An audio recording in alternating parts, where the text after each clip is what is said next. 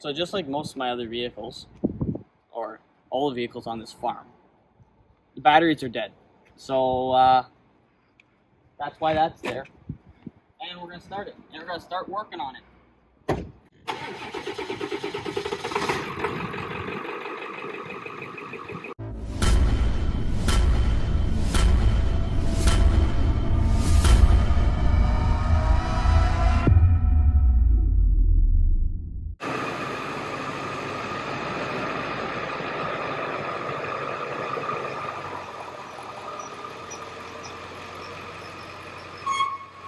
So before we really get into it and do the things I need to do, that salter has to come off because I plan on selling it. And right now is a good time to sell it because landscapers are getting their stuff, or snow removal people, they're getting their stuff ready for winter. So I'll try to get that thing out of here. But yeah, first it's got to come off. And then once that's off, we can get going on the body work and everything else needs to be done. So let's figure out how this thing comes off. All right. So to start with, I'm just gonna start taking this whole loom of wires for the bed off. So that starts with the batteries. So to start, I'm gonna start with taking the terminals right off because I don't wanna mess any electricals up because that ain't fun.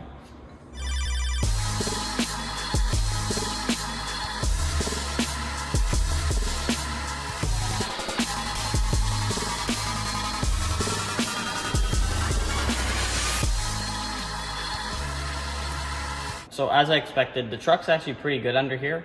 I'm pleasantly surprised. Like rockers are like, I can say 85% good. So I'm glad it was under oiled. But yeah, I'm sure to lots of you guys from down south, stuff like this scares you. It's factory coatings coming off, but it's good. All right, so what we did off camera was just following all the wires. Probably at least half hour of zip tie cutting. Probably, I'm gonna take a wild guess, probably like 60 zip ties we cut. And now we're actually working from the back now and taking the wires out to the front. It's like pulling a tapeworm out of a... It's greasy. Stuck on the large intestine. So day 2, wiring's off, but now we're thinking of a little problem after the fact, and that is that so it's actually only 4 bolts that hold the whole salter in, but there's a nut on it and lock washer. And if you know anything about taking bolts off, sometimes you need to hold the top in order to spin the bottom up, or vice versa. And this is down, and there's not enough room here to get your arm inside to hold the top bolt. So we're just gonna try to do it from the bottom. The nut's on the bottom, so we might be able to hold the bolt and spin the nut off. But if that doesn't work, then we're gonna either have to run power to this, or I don't know. Worst comes to worst, we melt the bolts out. So the 2 back bolts came out no problem, really easy. To make our lives easier, the front one's decent to get at, the other one's gonna be a pain in the So to make our lives easier, yeah, we're gonna take, for now, just the back half of the exhaust off, and we can get our head up in there. And then eventually the whole exhaust is gonna come off. We're gonna redo that, but we gotta get rid of the back half for now.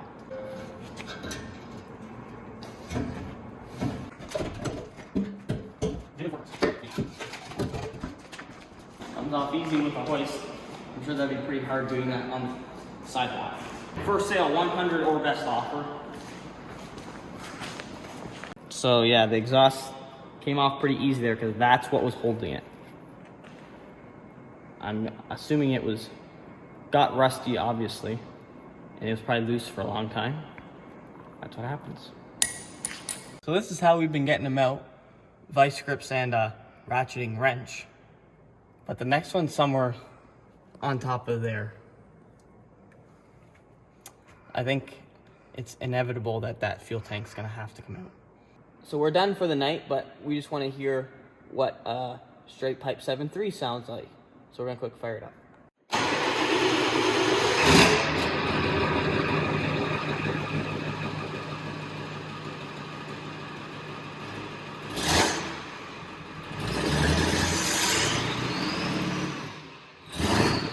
So we hope to knock out 2 birds with 1 stone. So we have one bolt left for the stainless salter to come out. In order to get that out, we have to drop the fuel tank. But since we're dropping the fuel tank, we're going to replace the fuel straps because one of them is rotten. So yeah, 2 birds with 1 stone. The tank's going to come anyways. So because we knew we had to drop the tank, and it's a big tank, and we could have siphoned the fuel, I guess, but we didn't. We're going to use a transmission jack, which we should have had this a long time ago. Would have been helpful in the past. Yeah. But yeah, this is just a cheap Princess Auto transmission jack. So we're going to use that to take the fuel tank out. So we took the shield out first.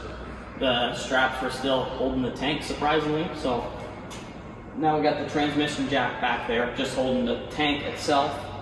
Now we're going to try to get the tank straps out. From there, we're going to see if we can just drop that tank while everything's connected a few inches, just to work on the bolt from the steel bed. And then we can put the tank straps on. And then this we're probably going to clean up before we put that back on.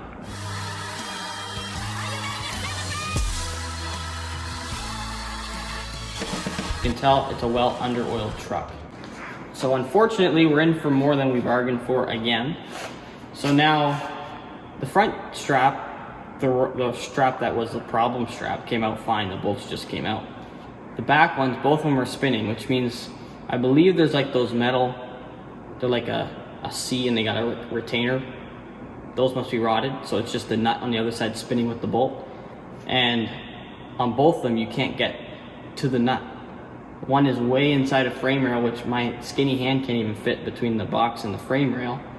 And on this side, so that's on the right side, the passenger side of the tank. On the driver's side of the tank, it's a big tank and it's right against the frame. So it's inside the frame, which is not able to be got at. So we're kind of stuck now. So what we're thinking we're going to do is siphon out at least most of the fuel, so the tank only weighs whatever, 20-30 pounds. And then we'll just cut the straps, drop the tank, and we can deal with it then.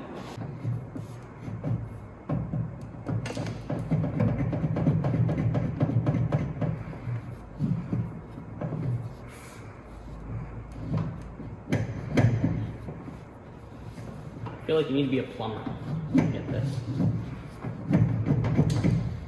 Maybe too thick. That's the bottom of the tank. So we are siphoning fuel. It's a very small hose. I think it does about a liter every half a minute. So that's how fast we're going. I can piss a lot faster than that. Well, I should be a bartender. They do cool things like that. It's taking a lot longer than expected. I don't think we're gonna get very far today. The sun is already going down.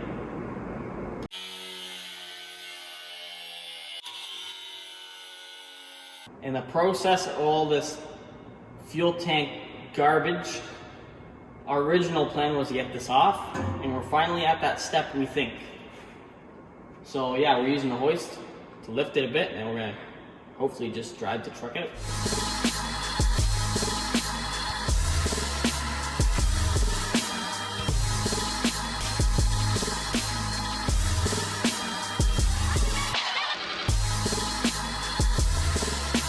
So the truck's still too heavy. I think brakes are sticking, so we still gotta use a quad to pull the truck ahead. 2 people can't push it.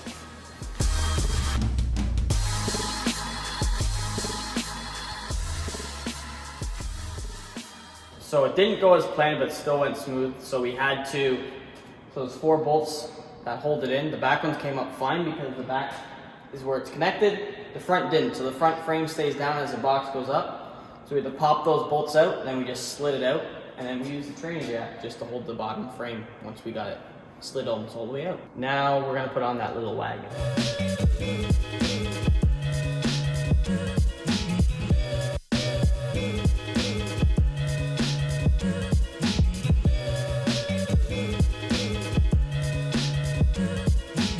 Finally off. Didn't have to take that long, but it's finally off. Now we can get back to the fuel tank. One thing Ford did right which makes it a lot easy. The bed bolts come through the top, and I'm pretty sure on Chevys they don't. I could be wrong, but. So we're taking the bed off because number one, it helps with the fuel tank straps because some of the bolts are rusted and so yeah, you can get at all those bolts when the bed's off. But also it's gonna help with, it's gonna be easy to put the exhaust on, so we can do that at the same time. And what else? It just makes stuff easier. It'll probably take like half hour to get the box off, really, and then you're gonna save an hour doing everything else. So.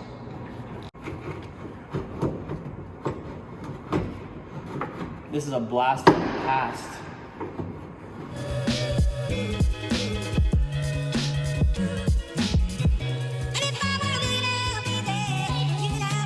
So it literally took 5 minutes to get those bolts out.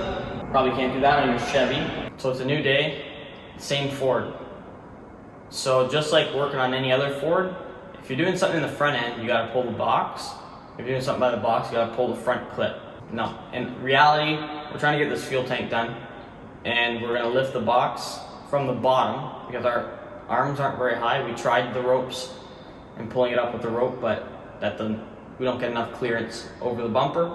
So the hoist is set up under the box with rags, and we're just gonna lift it. Yeah.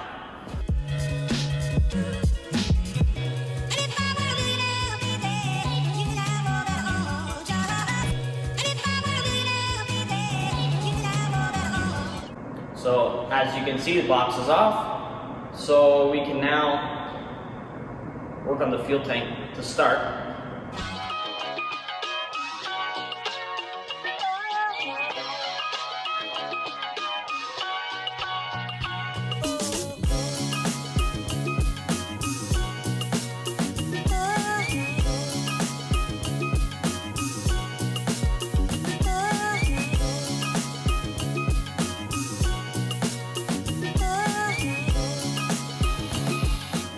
So we got all the old rotten hardware out. We're gonna use some stainless steel bolts and nuts.